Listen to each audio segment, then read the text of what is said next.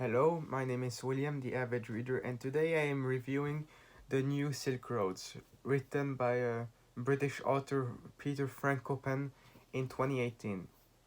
So this is a relatively short and recent book, and it's on global politics, and it discusses how the importance of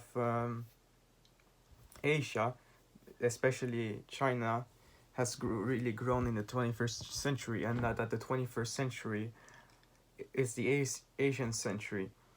So this is the new Silk Roads.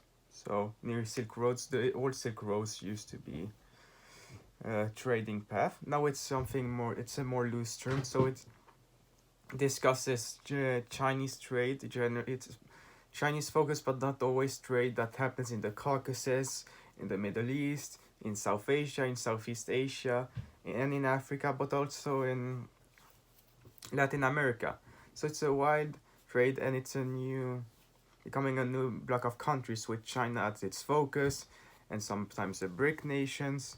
And it's China mainly who's helping developing this path, and this was especially displayed with the policy of the Belt and Road Initiative, made by Xi Jinping in 2013. And since then, China has really been deepening those diplomatic ties. So Americanized isolationism has returned in 2017 with the election of the populist Donald Trump.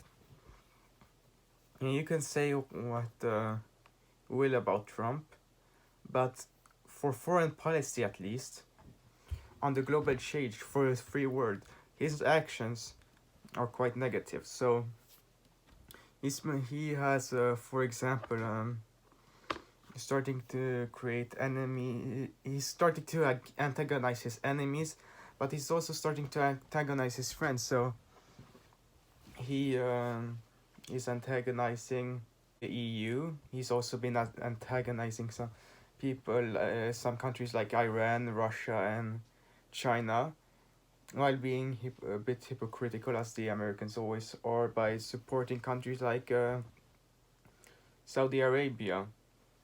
And sometimes priorities may be badly made. He really hates the Iran, so he withdrew from the Iran deal in 2018, which had been the GCPOA had been formed in 2015, and it was supposed to be a good step in diplomatic ties with Iran, and now Trump has destroyed it. He's also destroyed diplomatic ties with Cuba, and China is profiting from all of this. Also, America has been isolating itself from Turkey because of the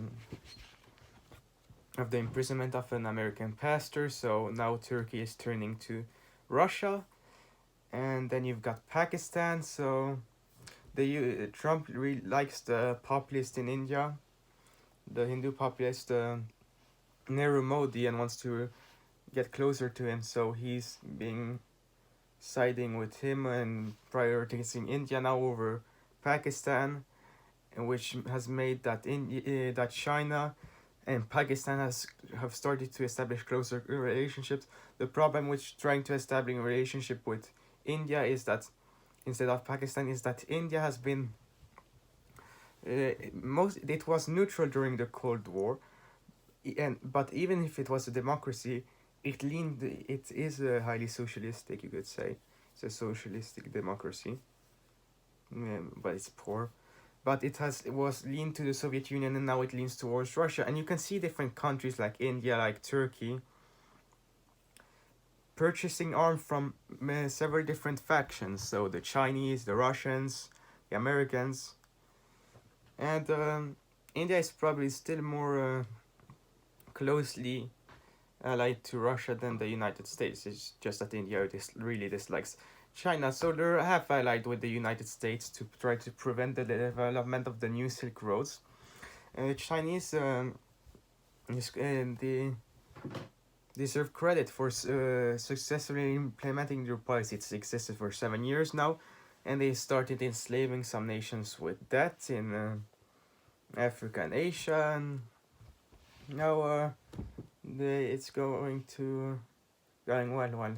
Things have changed a bit now because of the pandemic, but otherwise, China's successfully flourished. And then you can see the American foreign policy failure, which was more long term than what the arrived with the Trump administration, which has been all these foreign wars that America has been engaged with. So first Afghanistan, and then Iraq, and then Syria. And there are some wrong priorities, you could say, because Trump prefers getting his sphere of influence into Syria than Ukraine. And then you've got the Russians who are hypocrites who criticize U.S. involvement in Syria while themselves annexing sovereign territory in Ukraine and starting civil war there and things like that. But in general, the people who have been doing the mistakes have been the West. And you could say on a political scale, on a global politics scale at least, Brexit was a dumb thing, because Brexit now, and then the driving of a wedge between the United States and the EU, now they're starting slowly to be separated into two different blocks, which is good for the Chinese, who are growing more and more powerful. So the United States operated as the unipolar system at the fall of the Soviet Union in 1991, and they had they've had 25 years of unipolar rule, but now the Chinese have come, and now it's becoming a bipolar system. And it is inevitable that that China will have a larger GDP than the United States now. And the United States, so the author says the United States is justified in some of the grievances it feels with the West. For example, that the NATO deal that everyone pays 2% of their GDP to their military budget, but the solution to that is not jeopardizing NATO really, or the EU. It's just you put some pressure, but you think of it effectively. The problem with the United States is they've been using the stick too much, while the Chinese are using the carrot. And the carrot is usually more successful, because making someone understand that it's in their best interest, positively instead of negatively, showing that there will be benefits if they collaborate instead of showing that there will be consequences if they don't, is a better strategy.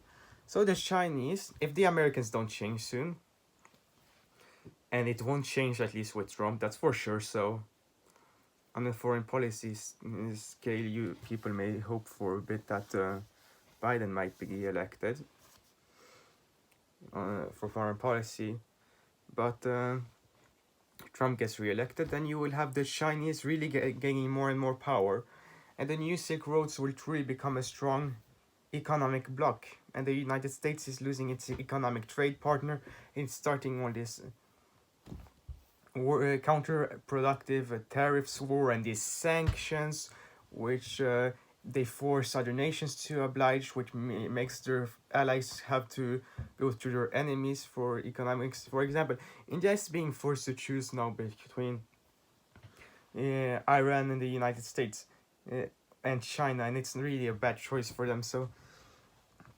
sanctions should be probably better thought out by the Americans. So yeah. And then he does also some discussion.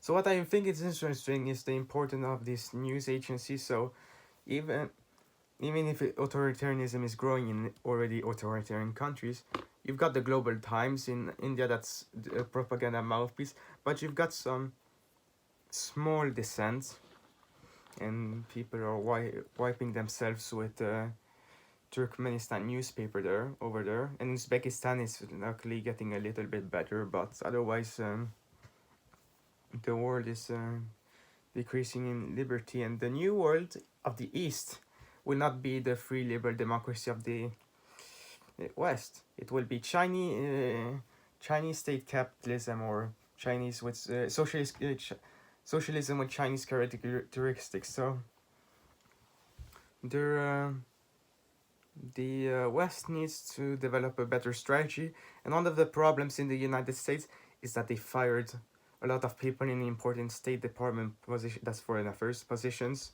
and they've been nominating people who are antagonistic that they aren't taking seriously. You've got these name calling games that are useless. You've got these Twitter wars, and one thing that made me smile ironically is that one of the people who have was in a Twitter war with Trump was a military leader in Iran, someone called Soleimani.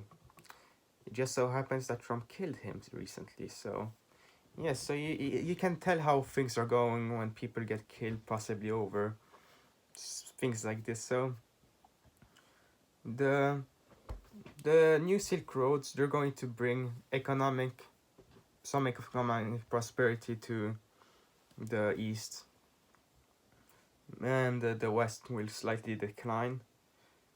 But it also will bring more repression, probably, since there's no scruples of human rights with the Chinese, because they don't care about the Uyghur Muslims themselves. So, and Xinjiang province in China is an important province of resources, so you have to oppress the people to keep it under control. So yes, very nuanced book. This is advice of a bit of advice what not to do to the West, and especially the Americans. So the EU is trying to reconcile with the United States, but the United States doesn't want to. So, and another thing is that Saudi Arabia has become getting closer with Israel, and you've got the Chinese who wanna resolve, no, the Saudis who wanna resolve the Israeli-Palestinian conflict, so people can move on with their lives. But the Saudis have also started working with doing deals with the Russians and the Chinese. So yeah, a pretty dark side of the world now. So the strategy is better change. Otherwise, the new Silk Roads, the present and future of the world will truly be true, because this is the 18th century. And if people don't do anything about it, it may permanently be like this. Got the European century in the 19th century, 20th century, American century, and 21st century, now you've got the Asian century. So, how would I rate this book? So it's a good book. It builds a bit for me on global politics on when I read The Almighty Dollar, so it was good to read that first. So I would rate The New Silk Roads 8 out of 10. So it's a good book. I may disagree with some minor things, but the foreign policy point in general is correct. So the author, Peter Frankopan, he's a new author. He's only written a few books, but he wrote this well. So yeah, highly recommend this. 8 out of 10. So that was the Avid Reader's review of The New Silk Roads, written by Peter Frankopan in 2018. I hope you enjoyed this video, and I will see you guys next time.